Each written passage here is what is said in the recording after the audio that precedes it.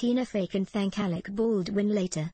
The This Is Where I Leave You actress, 44, stopped by The Late Show with David Letterman on Friday, September 5, and admitted to the host that working with Baldwin prepared her surprisingly well for motherhood. "I feel like I try to use some techniques I learned working with Alec," Fey said of the parenting strategies she employs with her youngest daughter Penelope, 3.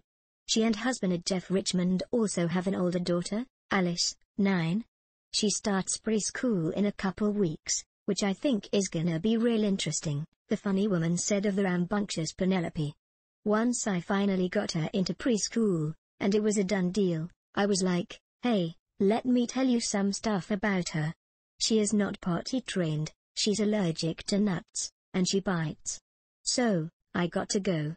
It's the preschool hat trick. She thinks she's potty trained, so that's good. She likes to wear underpants, and then it all goes wrong.